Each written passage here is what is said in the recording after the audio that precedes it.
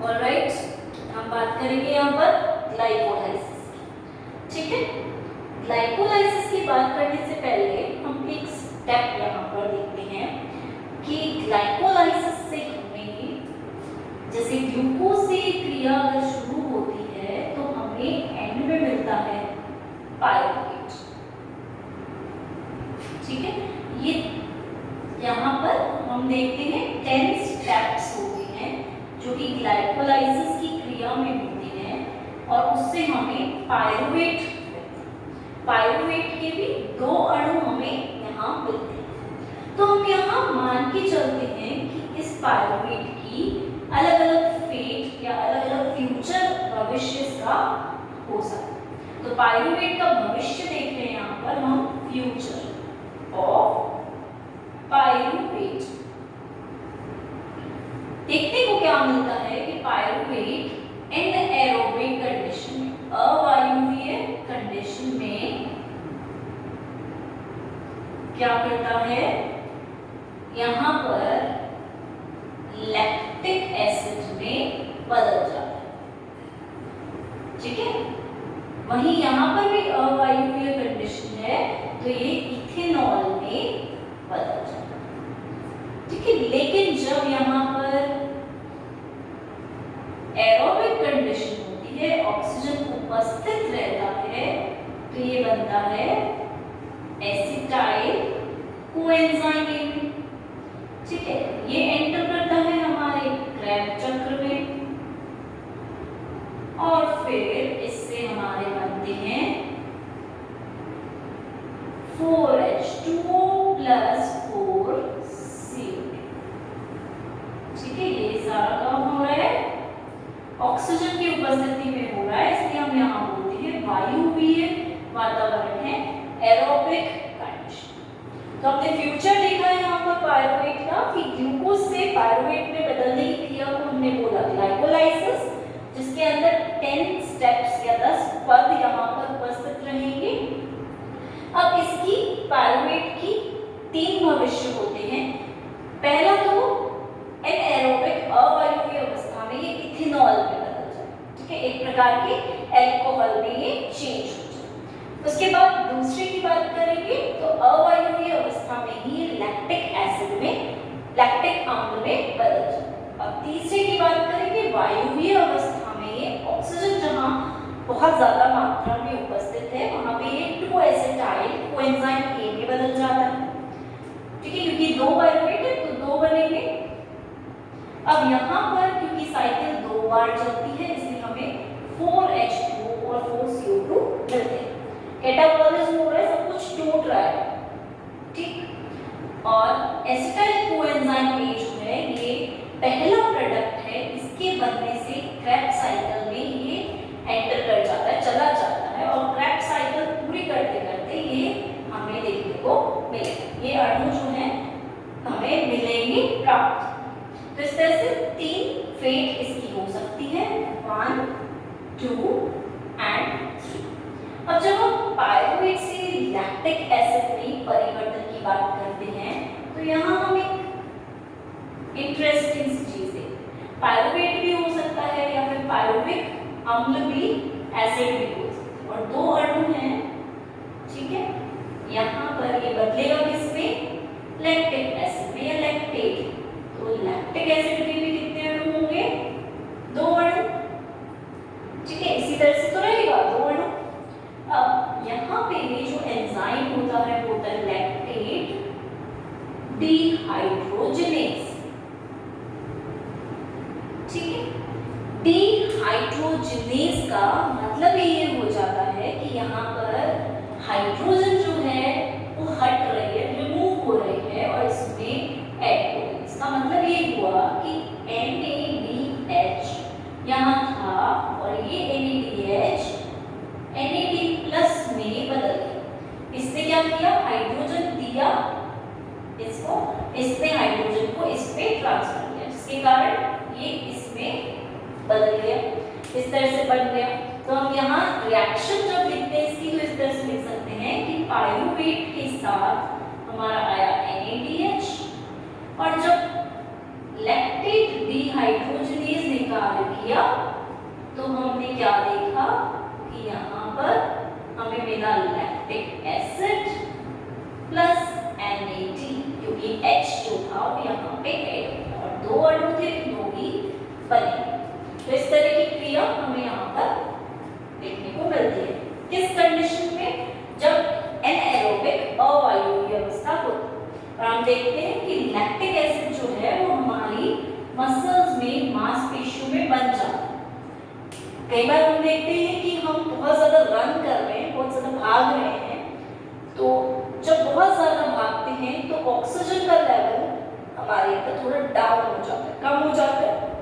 तो उस कंडीशन में ये बनता है और इसके कारण हम आगे और भाग नहीं पाते, एक अलग सा पेन हमें देखने को मिलता है।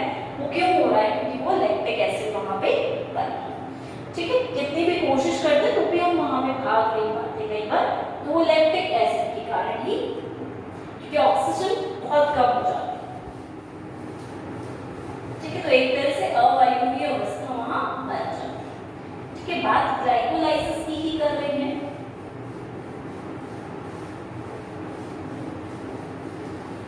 अब देख लेते हैं ग्लाइकोलाइसिस को। इसमें होता क्या है? ग्लूकोज से पायरुवेट बनता है। ठीक है, पायरुवेट का निर्माण होता है। 10 स्टेप्स होंगे जिसके अंदर हम देखते हैं कि दो जगह पर एटीपी हमें मिलता है। ठीक है, पूरा टोटल हम बाद में देखेंगे। हम ये बोल रहे दो जगह पर, दो स्टेप्स में हमें एटीपी बनता हुआ दिखता है। ठीक है, और यहाँ पर बहुत सारे एंजाइम्स यूज होंगे, अलग अलग स्टेप में, अलग अलग पद में अलग अलग एंजाइम वहां हमें देखने को मिलेगा। और इसी के साथ ही होता कहाँ है? साइटोप्लाज्म में, कोशिका द्रव्य के अंदर ये क्रिया हमें देखने को मिलेगी। ठीक है, जिसके अंदर पायरुवेट का निर्माण हो रहा है। तो मिल रही है क्रिया हमें कोशिका द्रव्य के अंदर, और इसी को हम दूसरे नाम से भी जानते हैं। क्यों जानते हैं? क्योंकि दो साइंटिस्ट थे, एम्पटन एंड मेयरहोफ। ठीक है, इन दोनों ने मिलकर इसे ढूंढा था, सर्च किया था। तो इन्हीं के नाम पे हम ग्लाइकोलाइसिस को भी नाम देते हैं।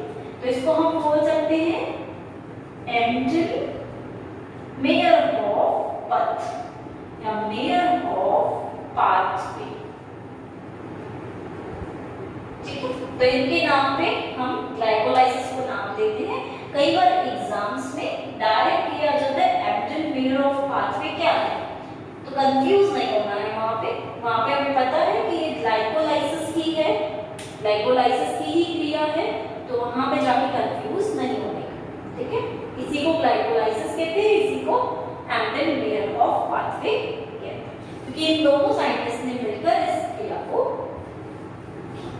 ढूंढा था, सर्च किया था, देखा था, ऑब्जर्व किया था, तो उनके बेसिस पर इसका नाम। अब हम इसके स्टेप्स को एक बार देख लेते हैं कि किस तरह से ग्लाइकोलाइसिस में स्टेप्स होते हैं। तो सबसे पहले स्टार्ट होगा हमारा ग्लूकोज से। ठीक है, ग्लूकोज हमारा बदलेगा, ग्लूकोज जो है वो 6-फॉस्फेट में हमारा बदलेगा।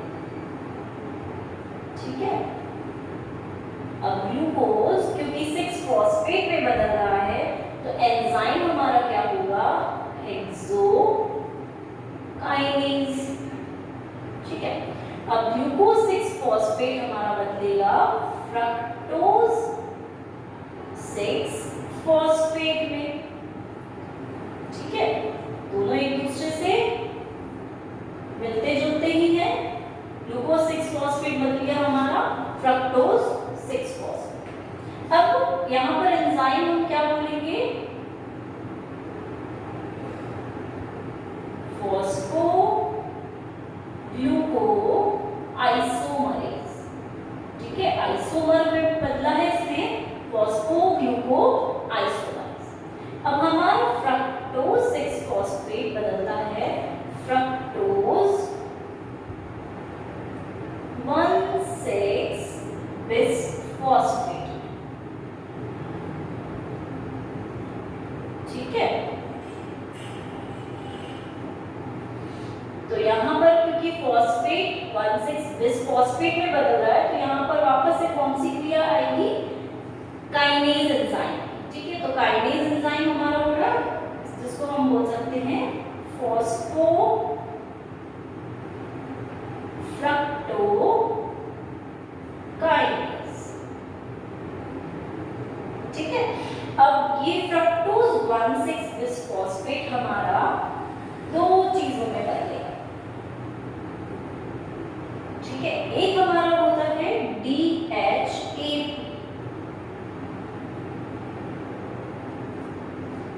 जिसको हम बोलते हैं डाइहाइड्रोक्सी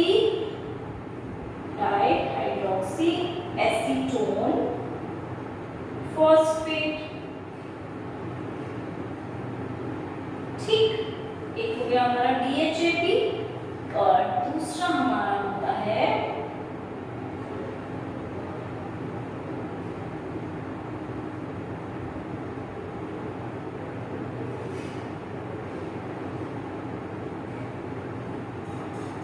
ठीक है DHAP एंड दूसरा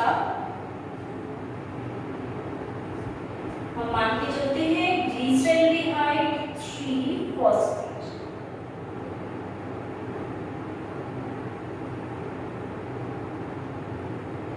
जिसे हम GAP के नाम से भी जानते हैं।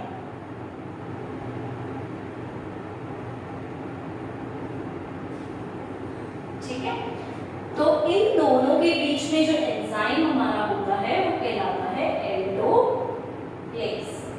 ठीक है, और इन दोनों के बीच का जो एंजाइम है वो हमारा कहलाता है ट्रायोज फॉस्फो आइसोमरेज। ठीक है, आइसोमरेज एंजाइम यहाँ पर उपस्थित। अब इसके आगे दोनों जगह पर एक रिएक्शन चलेगी, तो यहाँ हम बोलेंगे बीच में ही लिख लेंगे इस चीज को, और इसमें जो कंपाउंड बनेगा वो हमारा होगा 1,3 बिसफॉस्फो ग्लिसरेट।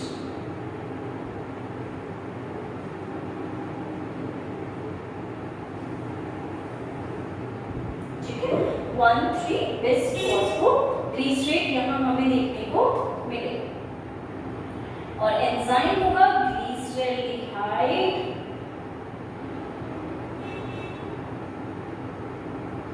3 phosphate dehydrogenase. ठीक है, तो इस प्रकार से यहाँ पर डिहाइड्रोजिनेज एंजाइम जो है यहाँ पे वर्क। अब इसके बाद आगे की तरफ जब हम जाते हैं तो हमारे पास आता है 3 फॉस्फो ग्लिसरेट एंजाइम। देन इसके बाद हमारे पास आता है 2 फॉस्फो ग्लिसरेट एंजाइम। फिर आता है फॉस्फो इनोल पायरुवेट एंजाइम।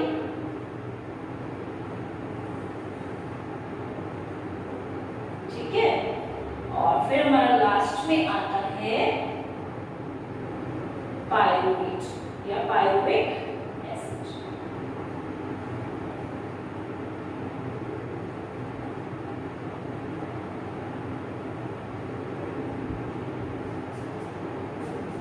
ठीक है, तो इस तरह यहाँ पर हमें डिफरेंट रिएक्शंस देखने को मिलेंगे। स्टेप भी डाल देते हैं हम यहाँ पे 1 2 3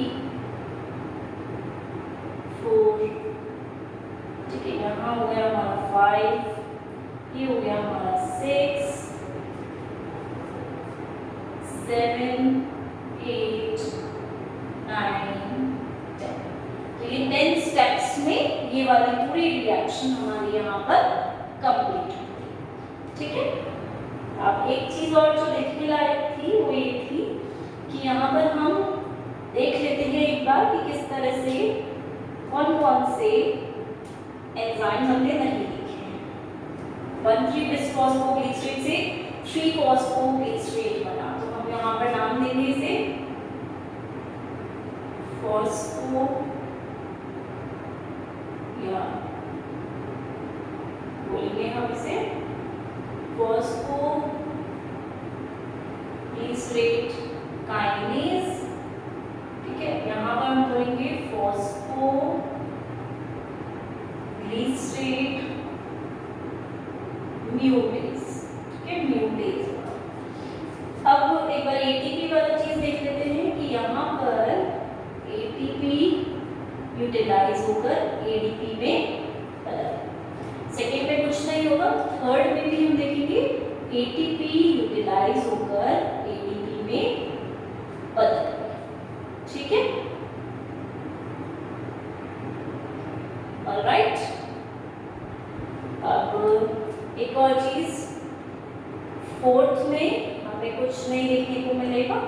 सिक्स्थ स्टेप में हम यहाँ देखेंगे कि जो हमारा NAD+H है वो किस में बदल रहा है, NADH में बदल। इधर हम देखेंगे क्या है, 7th स्टेप काइनेज है। तो यहाँ पर हम देखेंगे ATP में। ठीक है, 8th step, 9th step and 10th step. यहाँ पे भी हम देखेंगे कि ATP बन रहा है ATP। ठीक है, तो ये हमारे 10 स्टेप्स में ये पूरी रिएक्शन यहाँ पर खत्म। अब एक बार हम देख लेते हैं यहाँ पर ग्लूकोज से ग्लूकोज 6-फॉस्फेट में बदल रहा है। इसका मतलब क्या हुआ कि ग्लूकोज के 6 जो कार्बन है उसके ऊपर फॉस्फेट ग्रुप जो है वो ट्रांसफर हो रहा है। ठीक है, फॉस्फेट ग्रुप 6 कार्बन पर दिया जा रहा है। और जब भी फॉस्फेट ग्रुप या हम बात करते हैं PO4 की कि ये ट्रांसफर होता है तो हमेशा एंजाइम आएगा हमारे पास काइनेज, ये चीज याद रखना। ठीक है, इसीलिए क्योंकि हेक्सोज क्यों बोला है हमने, क्योंकि 6 कार्बन था ये, तो ये इसके ऊपर ट्रांसफर कर रहा है और फॉस्फेट ग्रुप कहाँ से ले रहा है, एटीपी से, इसलिए ये डाइफॉस्फेट में कन्वर्ट हो गया, ट्राई से डाई में कन्वर्ट हो गया, 3 फॉस्फेट ग्रुप से 2 फॉस्फेट ग्रुप में बदल गया। एक एटीपी इसने इसको दे दिया, इसलिए ये ग्लूकोज 6-फॉस्फेट में बदल गया और एंजाइम है काइनेज, हेक्सोकाइनेज। ठीक है, हेक्सो इसलिए क्योंकि 6 कार्बन कंपाउंड। अब हमने बोला कि ग्लूकोज 6-फॉस्फेट फ्रक्टोज 6-फॉस्फेट में बदल रहा है। इसका मतलब क्या हुआ कि ग्लूकोज और फ्रक्टोज एक दूसरे के हम बोलते हैं आइसोमर हैं। ठीक है, एक दूसरे के आइसोमर होते हैं। तो यहाँ पर ग्लूकोज और फ्रक्टोज एक दूसरे में अगर कन्वर्ट होते हैं, बदलते हैं, तो हम इनको बोलते हैं फॉस्फोग्लूकोआइसोमरेज। ठीक है, आइसोमरेज एंजाइम है और फॉस्फोग्लूको क्योंकि फॉस्फेट ग्लूकोज को ये बदल रहा है, तो इसलिए आइसोमर में बदलने के लिए आइसोमरेज एंजाइम का यूज किया। थर्ड स्टेप देख लेते हैं, फ्रक्टोज 6-फॉस्फेट। पहली बात तो हम इस वाले स्टेप को बोलेंगे फॉस्फोराइलेशन।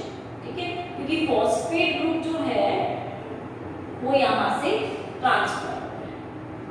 ठीक है, इस ग्रुप को बोलेंगे हम, इस सेकंड वाले को आइसोमेराइजेशन, क्योंकि यहाँ पे क्या बन रहा है, आइसोमर बन रहा है।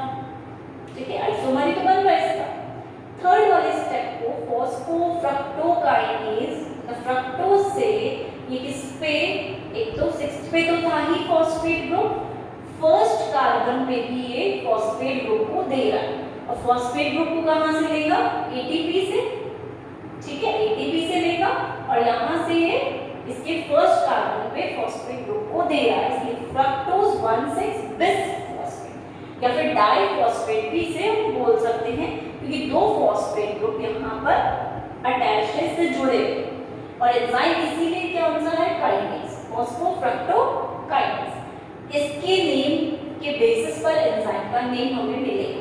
ठीक है, तो फ्रक्टोकाइनेज हुआ, तो यहाँ पर भी क्या हो रही है, फॉस्फोरीकरण हो रहा है, फॉस्फोराइलेशन की क्रिया हो रही है। बात करेंगे यहाँ पे फ्रक्टोज 1,6 बिस्फॉस्फेट जो है एल्डोलिस एंजाइम की उपस्थिति में दो कंपाउंड्स में चेंज हो जाता है। मतलब ये 6 कार्बन था, ये 3 कार्बन के दो कंपाउंड में ये बदल गया। इसका मतलब स्टेप क्या है यहाँ पर? क्लीवेज। दोनों के अंदर क्या हुआ? विदलन हुआ और विदलन के कारण ये दो कंपाउंड में ब्रेक हो गया, टूट गया। यहाँ तक 6 कार्बन थे, यहाँ से 3 कार्बन कंपाउंड चले। अब एक कंपाउंड बना THAP डाइहाइड्रोक्सी एसीटोन फॉस्फेट और दूसरा कंपाउंड हमारा बना glyceraldehyde three phosphate. Gap and DHAP। ठीक है, गैप एंड DHAP से आपको याद रहेगा कि हम याद क्या कर रहे हैं। और इन दोनों का भी एक दूसरे में कन्वर्जन हो सकता है, बदल सकते हैं। ये भी एक दूसरे के आइसोमर हैं, इसलिए हम इनको नाम देते हैं ट्राइओस, क्योंकि ट्राई 3 कार्बन कंपाउंड है, फॉस्फो आइसोमरेज। ठीक है, 3 कार्बन कंपाउंड फॉस्फो आइसोमरेज दोनों एक दूसरे में बदल सकते हैं, आइसोमर की तरह उपस्थित। अब नेक्स्ट स्टेप में हम देखेंगे यहाँ पर ये दोनों जगह पर क्रियाएं। ठीक है, तो इसके बाद जितने भी कंपाउंड बनेंगे वो हम बोल सकते हैं 2-2 बनेंगे, क्योंकि दोनों तरफ चीजें हो रही, दोनों तरफ एक्टिविटी हो रही है, तो दोनों जगह पर कंपाउंड्स बने। अब इन दोनों से बन क्या रहा है? 1,3 बिस्फॉस्फोग्लिसरेट, जिसका मतलब हुआ कि फर्स्ट वाले पे भी कार्बन यहाँ अटैच करवाया जाए। तो हम बोलेंगे कि 5th स्टेप में हमारे यहाँ पर डिहाइड्रोजनेशन भी हो रहा है और इसी के साथ फॉस्फोरिलीकरण भी हो रहा है, फॉस्फोराइलेशन भी हो रहा है। ठीक है, क्योंकि काइनेज ग्रुप जो होगा वो क्या करेगा? यहाँ पर फर्स्ट कार्बन पर अटैच करवाएगा फॉस्फेट ग्रुप को, PO4। ठीक है, और क्योंकि डिहाइड्रोजनेज एंजाइम है, मतलब वाटर को रिमूव करने का भी कार्य करता है। अब वाटर रिमूव कहाँ से होगा? यहाँ से रिमूव होगा। ठीक है, तो यहाँ पर हम देखेंगे कि यहाँ से जो H ग्रुप है, ठीक है, यहाँ से जो H ग्रुप है, H+ आयंस जो यहाँ से रिमूव होंगे, हटेंगे, वो कहाँ पर आएंगे? इस पे आके जुड़ेंगे। ठीक है, इस पे आके जुड़ सकते हैं। तो यहाँ पर हम क्या देखेंगे कि NAD जो था, जो अपनी नॉर्मल अवस्था में उपस्थित था, तो यहाँ से क्योंकि डिहाइड्रोजिनेज है, तो हाइड्रोजन का जो मॉलिक्यूल है यहाँ पर वो क्या होगा? यहाँ पर आकर अटैच होगा। ठीक है, और इसके कारण बन क्या रहा है? NADH। तो हमने बोला कि यहाँ पर फॉस्फेट डिहाइड्रोजनेज एंजाइम है, जिसने हाइड्रोजन को यहाँ से हटाया है, रिमूव किया है और बनाया क्या है? 1,3 बिस्फॉस्फोग्लिसरेट, जिसका मतलब फॉस्फोराइलेशन हुआ है। ठीक है, फॉस्फेट ग्रुप को इस पे अटैच किया है और H+ को कहाँ दिया है? NAD को दिया है, जिससे कि वो NADH में कन्वर्ट हो, राइट? NADH में हमने कन्वर्शन। ठीक है, और ये दोनों साइड चल रही है। अब हम देखेंगे ये वाली क्रिया, हमने बोली डिहाइड्रोजनेशन भी हो रहा है, हाइड्रोजन का रिमूवल भी और प्लस फॉस्फोरिलीकरण भी हो रहा है, क्योंकि यहाँ पर अटैच हो रहा है। अब नेक्स्ट स्टेप में हम बात करेंगे 6th। ठीक है, यहाँ पर क्या हो रहा है? फॉस्फोग्लिसरेट काइनेज क्या कर रहा है? यहाँ से एक फॉस्फेट ग्रुप को, PO4 ग्रुप को हटा रहा है और किसको दे रहा है? ATP बना रहा है, ADP को दे रहा है, डाइफॉस्फेट को देगा, तो बना क्या रहा है? ATP, मतलब ट्राइफॉस्फेट यहाँ बने। तो यहाँ से हटा, काइनेज का काम भी बताया था पहले कि फॉस्फेट ग्रुप को ये ट्रांसफर करता है। यहाँ से हटा और इसने ATP को दिया, जिससे ATP बना, इसलिए नाम दिया हमने फॉस्फोग्लिसरेट काइनेज। ठीक है, रिमूव कर रहा है और ATP को इसने बनाया है। ठीक है, ये भी 2 बनेंगे, तो इसको हम क्या बोल सकते हैं? इस क्रिया को आपस से फॉस्फोरिलेशन। ठीक है, अब नेक्स्ट स्टेप में देखेंगे हम, यहाँ पर क्या हो रहा है? 3-फॉस्फोग्लिसरेट 2-फॉस्फोग्लिसरेट में बदल रहा है। कैसे बदल रहा है? एंजाइम क्या है? फॉस्फोग्लिसरेट म्यूटेज, क्योंकि ये दोनों एक दूसरे की क्या है? आइसोमर है। तो यहाँ पर हम क्रिया लिख सकते हैं आइसोमेराइजेशन की क्रिया हो रही है इस एंजाइम की प्रेजेंस में, म्यूटेज एंजाइम की प्रेजेंस में।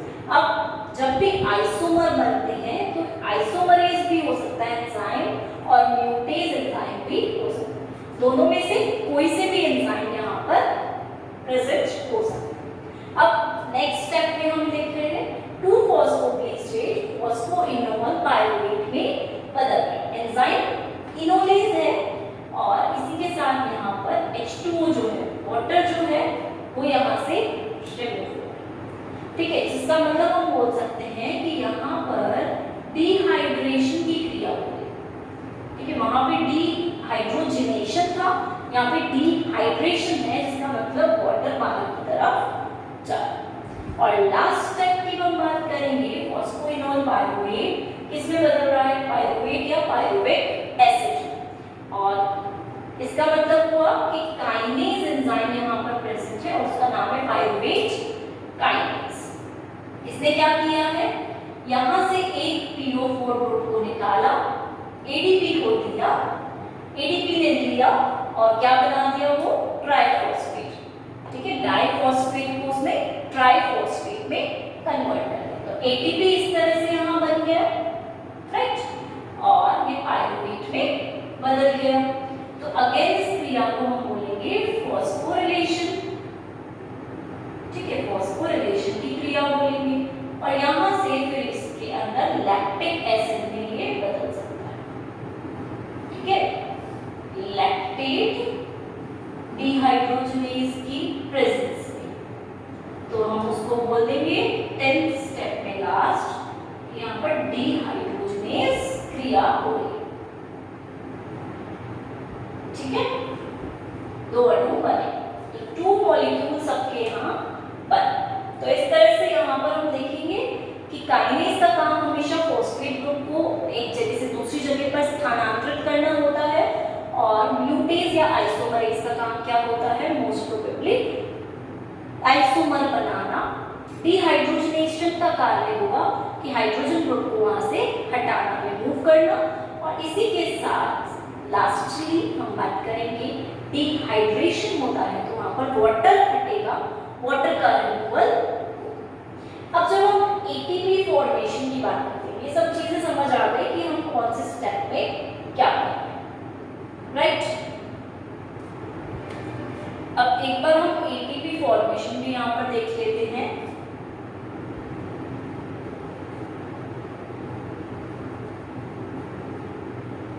ठीक है, ये मैंने बता दिया क्या क्या काम हो रहा है, और इसी में ATP फॉर्मेशन देखेंगे तो हमारे लिए ज्यादा सही रहेगा, इजी भी रहेगा, ठीक है।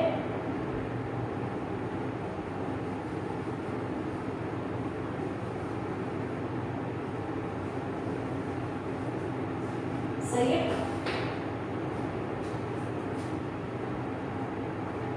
हम इजीली से याद कर सकते हैं कि ग्लूकोज से ग्लूकोज 6 फॉस्फेट, उससे फ्रक्टोज 6 फॉस्फेट, फिर fructose 1,6 bis phosphate, DHAP, GAP, फिर 1,3 बिस फॉस्फोग्लिसरेट या फिर 1,3 बिस फॉस्फोग्लिसरिक एसिड भी बोल सकते हैं, फिर 3 फॉस्फोग्लिसरेट या फिर 3 फॉस्फोग्लिसरिक एसिड, 2 फॉस्फोग्लिसरेट या 2 फॉस्फोग्लिसरिक एसिड, फॉस्फोइनोल पायरुवेट और पायरुवेट या पायरुविक एसिड बनना। एंजाइम्स वगैरह जो है इसी के बेसिस पर नाम है तो हम इजीली याद रहेगा, ठीक है। और ATP का हम ये देख सकते हैं कि फर्स्ट कहाँ गया, लिखा तो था अपन ने, चलो वापस लिख लेते हैं, फर्स्ट, सेकंड, थर्ड, ठीक है, फोर्थ, ठीक है। तो हम यहाँ देखेंगे कि फर्स्ट और थर्ड, चलो ATP यील्ड देखते हैं, ठीक है, ATP किस तरह से हमें मिल रहा है, तो ये चीज हम याद रखेंगे। यहाँ पर मैं सिर्फ स्टेप लिख रही हूँ, लेकिन आपको पूरा रिएक्शन लिख के भी बताना होगा कि किस तरह से ATP यील्ड होता है। हमने देखा फर्स्ट स्टेप में ATP यूज हो रहा है, ठीक है,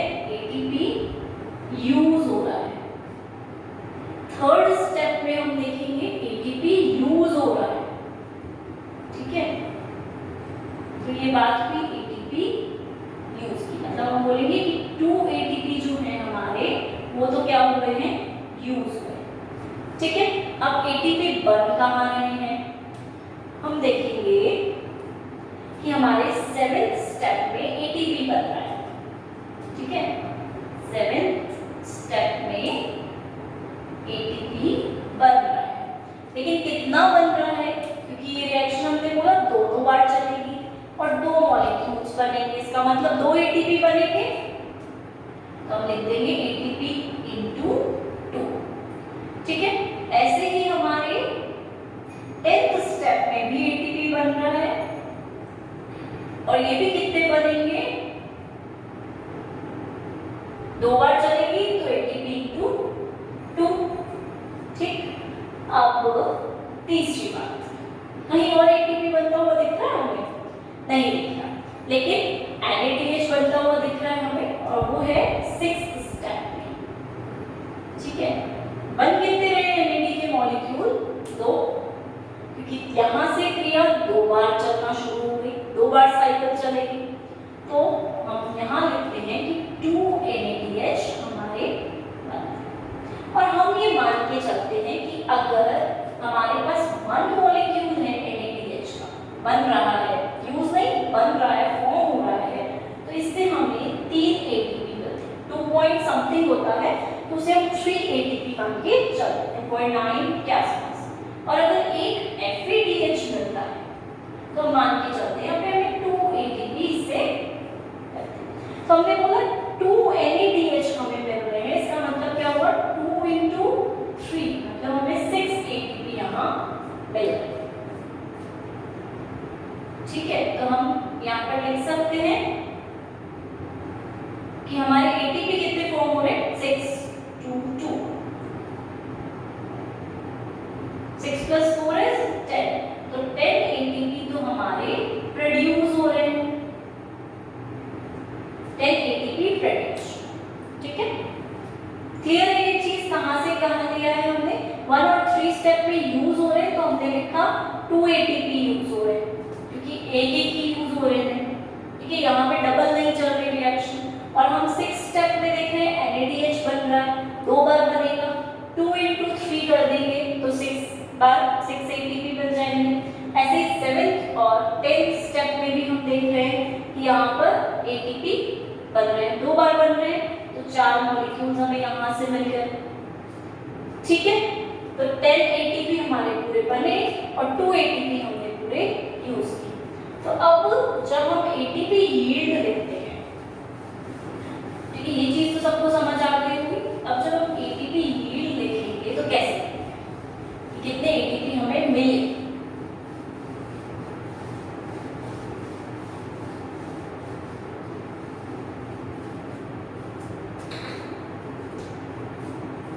एटीपी यील्ड, तो फॉर्मूला होता है हमारा टोटल एटीपी प्रोड्यूस, जितने एटीपी बने हैं उसमें से हम माइनस कर देते हैं एटीपी यूज्ड। ठीक है, कितने इस साइकिल में यूज किए गए हैं ATP। ठीक है, तो हमने बोला था हमारे एटीपी जितने बन रहे हैं वो 10 थे, और 10 में से 2 अपन ने ऊपर लिखा था कि 2 एटीपी जो थे वो यूज्ड, तो 10 में से अगर हम 2 को माइनस कर देते हैं तो हमारे पास बचता है टोटली 8 ATP। इसका मतलब ग्लाइकोलाइसिस में हमें जो एटीपी यील्ड है वो कितनी मिल रही है, 8 ATP। ठीक है, 8 ATP हमें यहाँ ग्लाइकोलाइसिस में देखने को मिल रहे हैं। तो इस तरह से ग्लाइकोलाइसिस की क्रिया यहाँ पर वर्क करती है और हमें ATP देती है। ठीक है, तो हम ये चीज देख सकते हैं कि 8 ATP यील्ड हमें ग्लाइकोलाइसिस में मिलेगी। क्लियर इस फॉर्मूला के आधार पर, इजी है, और हमेशा याद रखना कि 10 स्टेप्स में ही होती है ग्लाइकोलाइसिस की क्रिया। ठीक है, और याद रखने के लिए ये भी लिख सकते हो कि 1 3 में तो हमने ATP को यूज किया स्टेप में, और 7 10 और 6 में NADH बन रहा है, 7 और 10 में ATP जाते हैं, तो उसको मिला के हो जाते हैं 10A। ठीक है, ये चीज हम याद कर सकते हैं, उसके अकॉर्डिंगली हम साइकिल में भी इम्प्लीमेंट कर सकते हैं। तो इस तरह से ग्लाइकोलाइसिस की क्रिया या एम्प्टी मेयरहोफ पाथवे या पथ यहाँ पर हमारा स्टॉप होता है, जिसमें हमें 2 pyruvate as a product, as a उत्पाद मिलते हैं।